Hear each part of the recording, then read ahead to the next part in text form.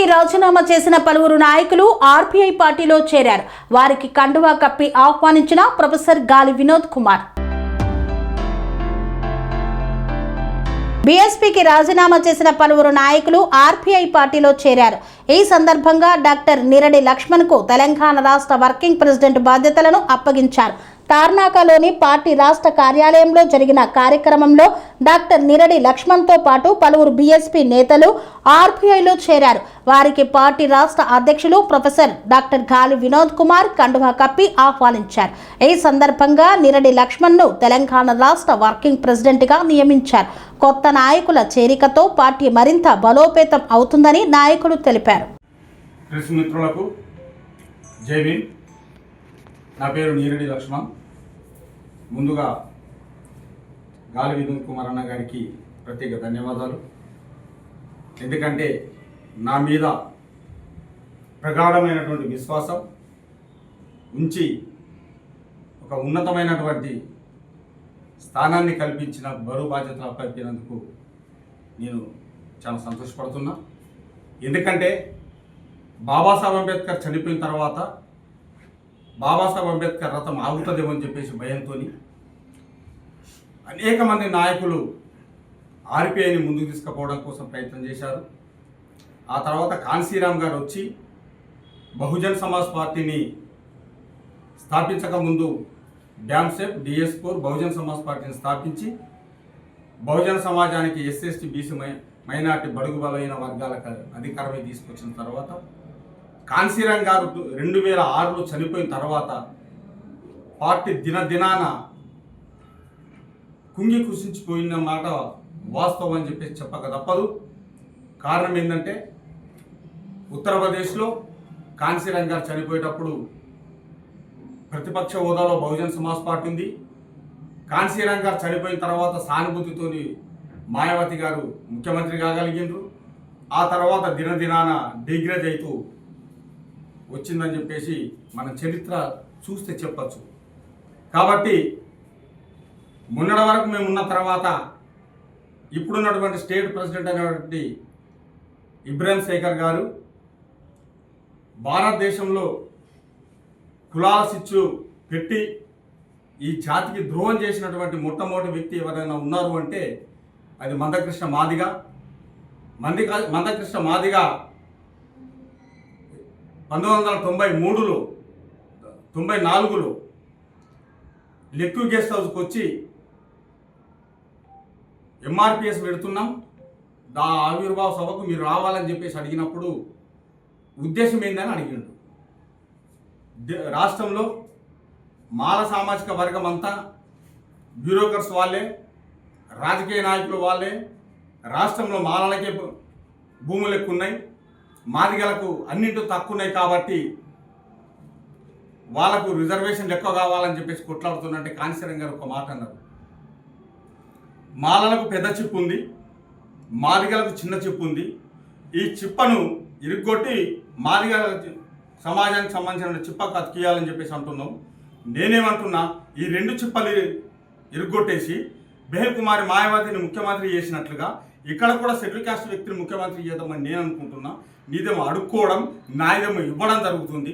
కాబట్టి ముందు ఈ గెస్ట్ హౌస్కి వెళ్ళి ఎవరు తీసుకొచ్చారో అని వాళ్ళని తిట్టి ఎలగొట్టడం జరిగింది. అటువంటి వ్యక్తిని తిరిగి 30 సంవత్సరాల తర్వాత ఒక పార్టీకి అధ్యక్షుడైనటువంటి రాష్ట్ర అధ్యక్షుడైనటువంటి ఇబ్రాహిం శేఖర్ పుట్టినరోజు సందర్భంగా మందకృష్ణ మాదిగ కాళ్ళు మొక్కడం చరిత్ర తప్పిదం. దాన్ని దృష్టిలో పెట్టుకొని మేము రాజీనామా చేయడం జరిగింది.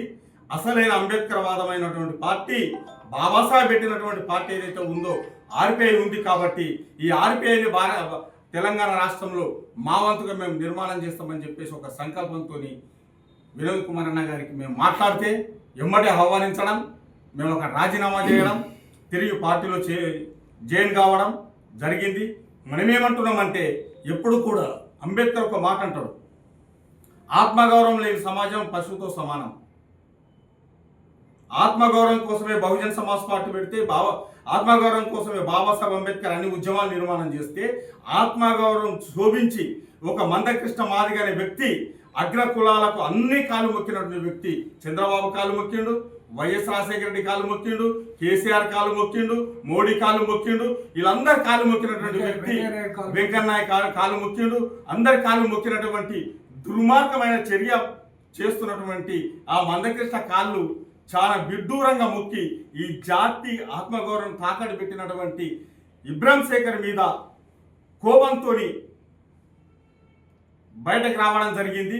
తిరిగి బడుగు బలైన వర్గాల కోసం ఆర్పిఐని నిర్మాణం చేయడం కోసం ప్రయత్నం చేస్తామని చెప్పి భావిస్తూ ముగిస్తున్నాను. జై భీమ్, జై పులే, జై భారత్.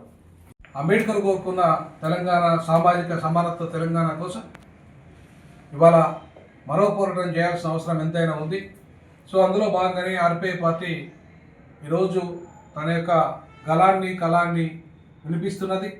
ఈ క్రమంలో నిజామాబాద్ జిల్లాలో బీఎస్పీకి రాజీనామా చేసి ఇవాళ బీఎస్పీ జిల్లా కమిటీ మొత్తం కూడా ఇవాళ ఆర్పిఐ పార్టీలో నిజామాబాద్ జిల్లా కమిటీ అంతా కూడా జాయిన్ కావడం హర్షణీయం, అభినందనీయం.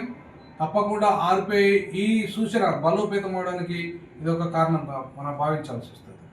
అంతేకాకుండా సీనియర్ మోస్ట్ లీడర్ 20 ఏళ్ళ నుంచి వెళ్ళి బీఎస్పీలో పనిచేసిన 36 సంవత్సరాల నుంచి బీఎస్పీలో పనిచేసిన ఇవాళ నీరెడ్డి లక్ష్మణ్ అన్నని నేను ఈ సందర్భంగా అధ్యక్షుడిగా వర్కింగ్ ప్రెసిడెంట్గా నేను నియమిస్తున్నాను.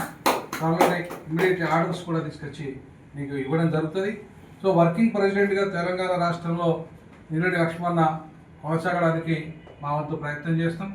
ఎందుకంటే సీనియర్గా ఉండడమే కాకుండా ఆయన మొత్తం రాష్ట్రమంతా తెలిసిన వ్యక్తి, రాష్ట్రమంతా తిరిగిన వ్యక్తి, రాష్ట్రమంతా తెలిసిన వ్యక్తి. సో ఆయన సేవలు ఆర్పిఐకి ఎంతో అవసరం. సో దాన్ని దృష్టిలో పెట్టుకొని ఇవాళ ఆయనను వర్కింగ్ ప్రెసిడెంట్గా నియమించడానికి నేను ఇవాళ ఒప్పుకున్నాను.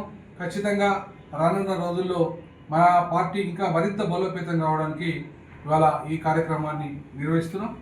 ఈ సందర్భంగా అసలు బీఎస్పీ ఇప్పుడున్న అధ్యక్షుడు ఒక మనువాది కాలు మొక్కి ఆ మనువాదిని ఈ యొక్క కాలు మొక్కడమే కాకుండా ఇవాళ తెలంగాణ బహుజన సిద్ధాంతానికి విరుద్ధంగా ఆయన కాలు మొక్కి ఇవాళ బహుజన వాదానికి అవమానపరిచే విధంగా చేసిన కారణంగానే ఇవాళ నిజామాబాద్ జిల్లా కమిటీ అంతా కూడా మన ఆర్పిఐ పార్టీలో జాయిన్ అయింది. ఈ సందర్భంగా నేను మన నాయకుడు నీరెడ్డి లక్ష్మణ్ మాట్లాడాల్సింది కోరుతున్నాను. ఈరోజు గౌరవ ప్రొఫెసర్ డాక్టర్ గాలి వినోద్ కుమార్ రాష్ట్ర అధ్యక్షులు గారి ఆధ్వర్యంలో ఏదైతే రిపబ్లికన్ పార్టీ ఆఫ్ ఇండియాలో నిజామాబాద్ నుండి అన్నగారు లక్ష్మణ్ అన్నగారు మరియు వారి జిల్లా నాయకత్వం అంతా ఈరోజు ఆర్పిఐ పార్టీలో చేరడాన్ని మేము సంపూర్ణంగా స్వాగతిస్తూ ఈ తెలంగాణ రాష్ట్రంలో బహుజనుల రాజ్యం స్థాపించడం కోసం సీనియర్ నాయకులు వారు అనేక ఉద్యమాలు అనేక త్యాగాలు చేసినటువంటి ఈ బహుజన ఉద్యమానికి రాజ్యాధికారమే లక్ష్యంగా కాంశీరామ్ ఆశయం సాధన కోసం పనిచేస్తున్నటువంటి అన్న వాళ్ళకు కృతజ్ఞతలు తెలియజేస్తున్నాం. కాబట్టి రానున్న రోజుల్లో బహుజనుల రాజ్యం అని కూడా ఈ సందర్భంగా మేము తెలియజేస్తాం.